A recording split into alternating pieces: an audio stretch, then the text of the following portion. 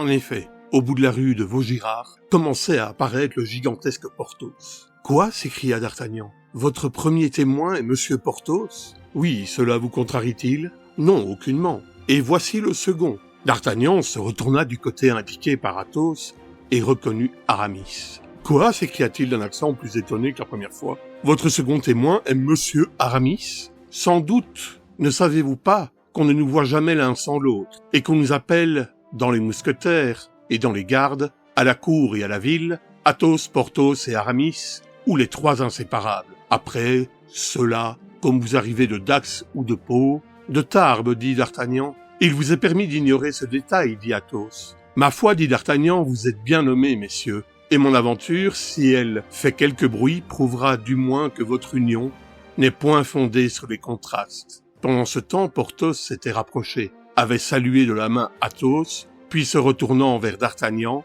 il était resté tout étonné. Disons en passant qu'il avait changé de baudrier et quitté son manteau. « Ah !» fit-il, « qu'est-ce que cela ?»« C'est avec monsieur que je me bats, » dit Athos en montrant de la main d'Artagnan et en le saluant du même geste. « C'est avec lui que je me bats aussi, » dit Porthos. « Mais à 1 heure seulement, » répondit d'Artagnan. « Et moi aussi, c'est avec monsieur que je me bats, » dit Aramis, en arrivant à son tour sur le terrain. « Mais à 2 heures seulement, » fit d'Artagnan, avec le même calme. « Mais à propos de quoi te bats-tu, toi, Athos ?» demanda Aramis. « Ma foi, je ne sais pas trop. Il m'a fait mal à l'épaule. Et toi, Porthos ?»« Ma foi, je me bats parce que je me bats, » répondit Porthos en rougissant. Athos, qui ne perdait rien, vit passer un fin sourire sur les lèvres du Gascon. « Nous avons une discussion sur la toilette, » dit le jeune homme. « Et toi, Aramis ?» demanda Athos. « Moi, je me bats pour cause de théologie, » répondit Aramis, tout en faisant signe à d'Artagnan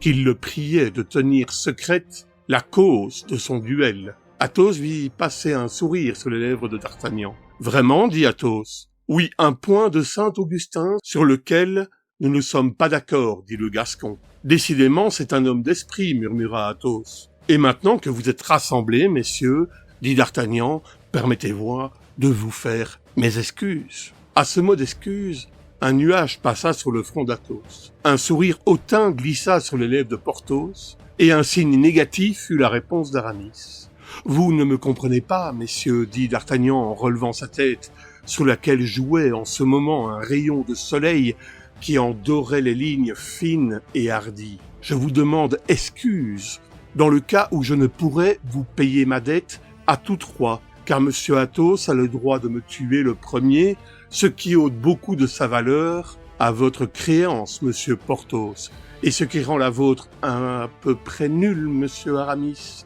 Et maintenant, messieurs, je vous le répète, excusez-moi, mais de cela seulement, et en garde. » À ces mots, du geste le plus cavalier qui se puisse voir, d'Artagnan tira son épée. Le sang était monté à la tête de d'Artagnan, et dans ce moment, il eut tiré son épée contre tous les mousquetaires du royaume, comme il venait de faire contre Athos, Porthos et Aramis. Il était 12:15, le soleil était à son zénith, et l'emplacement choisi pour être le théâtre du duel se trouvait exposé à toute son ardeur. « Il fait très chaud, » dit Athos en tirant son épée à son tour, « et cependant je ne saurais ôter mon pourpoint, car tout à l'heure encore, j'ai senti que ma blessure saignait, et je craindrais de gêner monsieur en lui montrant du sang qu'il ne m'aurait pas tiré lui-même. »« C'est vrai, monsieur, » dit d'Artagnan, « et tiré par un autre ou par moi-même, je vous assure que je verrai toujours, avec bien du regret, le sang d'un aussi brave gentilhomme.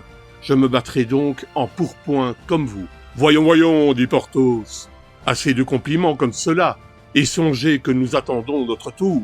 Parlez pour vous, seul, Porthos. Quand vous aurez à dire de pareilles incongruités, » interrompit Aramis. « Quant à moi, je trouve les choses que ces messieurs se disent fort bien dites et tout à fait dignes de 2 gentilshommes. Quand vous voudrez, monsieur, dit Athos en se mettant en garde. J'attendais vos ordres, dit d'Artagnan en croisant le fer.